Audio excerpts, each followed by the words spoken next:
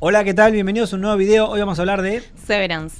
Porque el 24 de diciembre Apple estrenó 8 minutos del primer capítulo de la segunda temporada de esta serie, que se estrenó en el 2022 con 9 episodios que cuentan la historia de 4 trabajadores que trabajan en la empresa de Lumon. La primera temporada se estrenó en el año 2022, constó también con 9 episodios. 2 años después se estrena el 17 de enero esta segunda temporada y lo que vamos a hacer ahora es un resumen de la primera temporada. Así que vamos. La serie nos presenta como protagonista a Mark Scott, que está sentado en su auto llorando antes de ingresar a su trabajo en la corporación Lumon. Ahí transcurrirá 8 horas desconectado de su realidad. Esto es así porque Mark fue parte de un procedimiento llamado Severance, que divide la vida laboral de un empleado de su vida personal, creando 2 personas diferentes.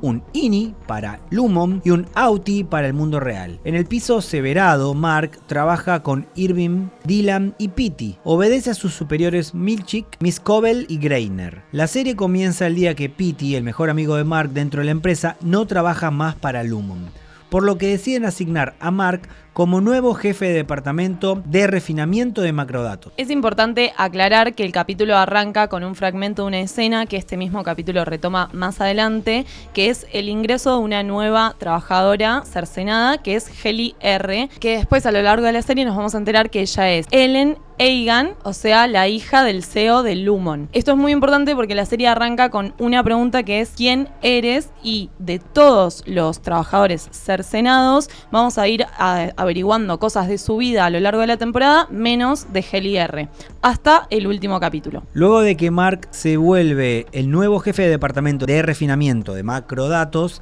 deberá entrenar a Helly R, el reemplazo de Petey. Pero antes la someterá a una entrevista. Y acá es cuando retoma la imagen con lo que había iniciado el capítulo, que es Helly desplomada sobre una mesa de conferencias completamente desorientada. En esta escena, Mark desde una cabina la invita a responder una encuesta. Así hace la pregunta de la que hablamos. Y después le lee el guión corporativo que le explica que ha sido parte del procedimiento Severance. En esta escena, Helly se asusta, golpea a Mark y sale corriendo intentando escapar. Mark la alcanza y le explica que no es una prisionera, que si quiere puede irse. Pero al intentar salir por la puerta, vuelve al mismo lugar una y otra vez. Esto es porque su conciencia está anclada a esas instalaciones durante las horas de jornada laboral. Y lo único que conocerá su versión INI es volver al trabajo todos los días. Después llega el supervisor directo, el señor Milchick, que no está cercenado. Llega con un televisor donde le muestra un video en el cual su OUTI, es decir, su yo de afuera, le explica el procedimiento al cual se sometió, cómo será su vida a partir de ahora. El procedimiento de separación consiste en hacer una incisión en el cráneo del sujeto para luego insertar un chip o cápsula en el cerebro que elimina los recuerdos y la historia de la persona durante el horario laboral. Es por eso que vemos que cuando suben al ascensor, en un determinado momento abandonan a su OUTI y pasan a ser trabajadores de Lumon. Lo que nos da a entender que posiblemente Lumon esté desarrollando métodos para crear empleados más óptimos, por lo que la empresa se nos presenta como una posible farmacéutica, aunque yo creo que quizás es mucho más que eso. Si tienen alguna hipótesis, la leo en los comentarios. Es interesante ver que el eslogan del chip dice "No vivas para trabajar, trabaja para vivir". Es interesante este planteo ya que el título del primer capítulo es Good News About Hell, o Buenas Noticias sobre el infierno. La palabra Hell o infierno la utiliza mucho Helly a lo largo de la temporada para referirse a la oficina de Lumon. Incluso en el festejo del primer día de Helly hay un detalle que dice Hello Hell u Hola Infierno. A partir de ahora comenzará una gran disputa entre el INI de Helly y su OUTI de ella, Elena, ya que Helly intentará renunciar y escaparse de Lumon cada vez que pueda, y su OUTI la rechaza una y otra vez. Incluso Helly, para dar fin al infierno que vive en Lumon, intenta ahorcarse con su extensor de electricidad, pero es rescatada por Mark. Dentro del primer día de trabajo de Helly, se nos aporta muchísima información del resto de los trabajadores del sector de macrodatos y las actividades que realizan. Dylan G, por ejemplo, es el más entusiasta por cumplir con su trabajo porque desea ganar los premios que pueden ser dibujos de él, fiestas de waffles o artículos tontos. Por otro lado tenemos a Irving B. Él es el trabajador más antiguo de los 4 y destaca por ser fiel creyente a la filosofía de la empresa. Lo extraño es que siendo el más antiguo no sea él el nuevo jefe del sector, pero en esto nos centraremos más adelante. De Lumon también se nos informa que su fundador se llama Keir Egan, quien ha sido la imagen central en la visión y desarrollo que ha tenido la empresa Lumon desde su fundación en 1866 y que, a través de la sucesión de poder a cargo de su descendencia, se ha convertido en una corporación con múltiples negocios. A medida que avanzan los capítulos, nos enteramos que muchos de estos negocios son parte del mundo de los auti, como por ejemplo los restaurantes. Petey cita a Mark el Pipi's Dinner para charlar. Luego se nos devela que ese nombre es uno de los CEOs pasados de Lumon. En el capítulo 6, Mark va al restaurante llamado Gerhardt, que también es otro CEO de IGAM. También, por medio de la llegada de Heli, se nos plantea una gran duda respecto a lo que hacen en sus trabajos. Ellos no saben qué hacen. Según le explican a la recién llegada, su tarea es eliminar los números que le dan miedo, pero no tienen noción de qué se trata su trabajo, por lo que cada uno formula su propia teoría o hipótesis. Lo que sabemos es que ellos deben reconocer los números apropiados en forma de matriz que se ven en pantalla y luego deben arrastrarlos a la papelera etiquetadas del 1 al 5. Todas las papeleras cuentan con una barra de progreso en la parte inferior. Y en el capítulo en el que ellos dan un paseo por el ala de perpetuidad, donde se encuentra una especie de museo de la familia Egan, se nos detalla una referencia de la filosofía del fundador sobre regular los 4 temperamentos del alma humana. Al parecer, el carácter de cada hombre se define por la proporción precisa de los 4 temperamentos que residen en él. Así que podemos intuir que el área de refinamiento de datos está relacionada con la filosofía de Egan, ya que las 4 categorías divididas en la barra de progreso dicen WO, FC, DR y MA, lo que podrían ser las abreviaturas de los 4 temperamentos que promulga la filosofía de Egan. Acá lo que vamos a poder notar es que toda la estética de Lumon está bastante vintage porque las computadoras, las cámaras de foto y toda la tecnología que utilizan es como retro o tirando a obsoleta. También es como si fuese que el mundo en el cual los auti viven tuviese más tecnología, entonces todo eso genera dudas sobre cómo es este universo en donde viven. Sí, no hay referencias ni de época ni de lugar.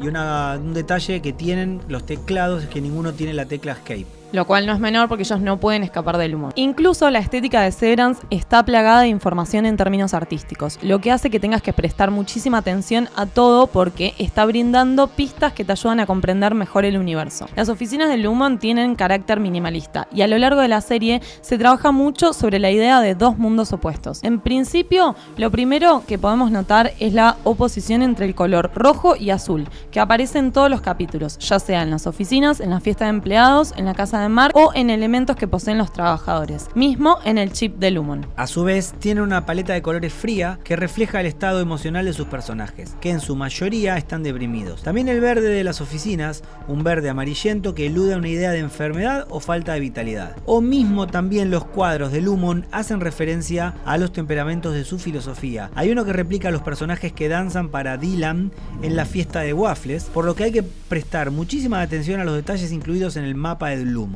Podés haber notado que mucho del espacio de trabajo deslizado de Lumon está vacío, casi como si esperasen a más trabajadores. A lo largo de los capítulos de la temporada tomamos conocimiento de la vida de los trabajadores en su versión auti, mientras avanzan los problemas en Lumon, lo que produce la verdadera trama en la historia y comienza a confundir las señales. En resumidas cuentas, de Mark conoceremos que tiene una vida solitaria, que era profesor de historia, que tiene una hermana, Devon, que está embarazada y que está casada con Rick, el escritor del libro Tú eres tú o Vos sos vos. Este libro es importantísimo. Aparentemente su cuñado lo había dejado en el portón de su casa, pero el auti de Mark nunca le llegó, porque fue confiscado por Lumon para saber si dentro de él había mensajes ocultos. Pero accidentalmente el señor Milchick lo dejó olvidado dentro de las instalaciones, lo que hace que termine en manos de los trabajadores, quienes se asombran porque no tienen recuerdo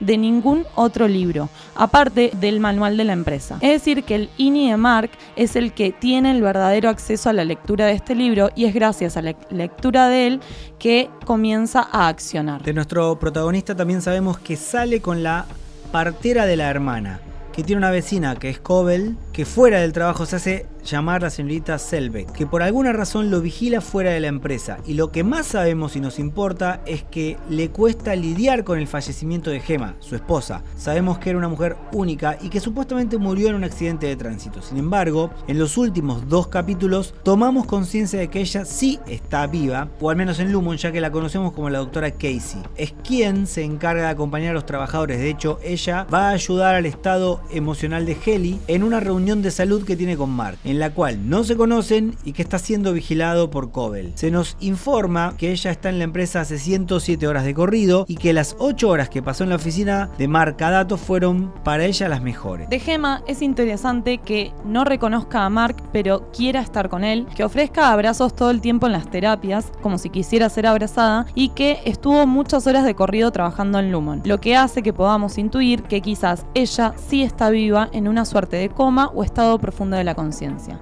Después de esta escena, vemos que la despiden por un pasillo oscuro que termina en otro ascensor que no sabemos a dónde la lleva. Y esto nos hace hablar del Aute de Irving. Sabemos que es pintor que se especializa en solo pintar esa pared negra y un elevador que solo baja, que es muy similar al de la imagen de Gemma y que podemos ver en el capítulo 8. Lo que nos podría dar la pauta de que él ya estuvo ahí de alguna manera. Habría que ver si en el lugar de Milchick o en el lugar de Gemma. Hay algo que podemos pensar respecto de los recuerdos y la coexistencia de ambas vidas, que gracias a la crisis de este personaje. En el capítulo 2, Irving se está sacando restos de pintura de la mano, y en el 3, la imagen de la pintura se desborda y lo toma por completo en las oficinas. Hay algo en esta dificultad de separar los mundos que se camufla y al parecer altera alguno de los procesos químicos de la mente. ¿Por qué pensamos esto? En primer lugar, porque no tendría sentido que los vigilen tanto o que les anulen información de su otra versión, tanto en Lumon como en lo que aparentaría ser el mundo real. También porque Petey fue la única persona que pudo reintegrarse y su mayor dificultad en el tiempo que se relacionó con Mark tenía que ver con una suerte de confusión de sus recuerdos y personalidades entre ambos mundos, que constantemente se les superponían, generaban un desfasaje en su identidad y, como dice el personaje de Petey, 2 pasados, 2 vidas diferentes confunden el presente y la relatividad no existe. Finalmente Petey muere y, en el velorio, la señorita Cobell le quita el chip. Y además, por lo que pasa Dylan G, resulta un giro revelador cuando despiertan a su INI fuera de la oficina. Lo que hace Milchick es aplicar la contingencia de 2 horas extra, una estrategia en casos de emergencia que usa porque Dylan tomó del departamento de óptica y diseña una tarjeta que muestra una maniobra de autodefensa. Mientras le pregunta dónde está la tarjeta, los irrumpe el hijo de Dylan, pero después se despierta en la oficina. Ahora, su INI no puede vivir en paz sin conocer a fondo esta información. Y en paralelo, Mark descubre que su Auti consiguió la tarjeta. Esto es porque Greiner lo persigue en el mundo real y la doctora que ayudó a Petey lo golpea y mata. Le pide a Mark que se lleve la tarjeta de acceso y con eso organizan el plan para conocer sus vidas. Lo interesante es que todos nuestros protagonistas están atravesados por algunas cuestiones vinculares. ¿Qué quiere decir? Que Irving, por ejemplo, tiene una historia de amor, Dylan se entera que tiene 3 hijos, Mark perdió a su esposa y se entera que está viva. Todos están atravesados por algo vincular que empieza a modificar todo. Por ejemplo, Heli, nos damos cuenta que Elena en realidad decide cercenarse un poco para adquirir el amor de su padre. Y así es que nos deja el último capítulo y nos regalan estos 8 minutos que arrancan con Mark, que ya sabe que Gemma está viva, ingresando al Lumon, pero nos enteramos rápidamente que pasaron 5 meses de que él había despertado en el mundo que creemos que es el real. Así que este fue el resumen de la primera temporada de Severance, que creo que a mi manera de ver es la mejor serie que tiene Apple TV. De hecho hay un montón de gente esperando esta segunda temporada que se estrena el 17 de enero. El 17 de enero y ya tenemos estos 8 minutos que nos dejan como muy manijas. Si no los vieron, es muy importante las primeras preguntas que se plantea Mark una vez que ingresa a Lumon después de estos 5 meses. Así que bueno, esperemos que les haya gustado este resumen que hicimos de la primera temporada de Severance. Y si les gustó, nos ayuda un montón que pongan me gusta, se suscriban al canal y que comenten abajo teorías sobre esta segunda temporada. ¡Nos vemos! Chao.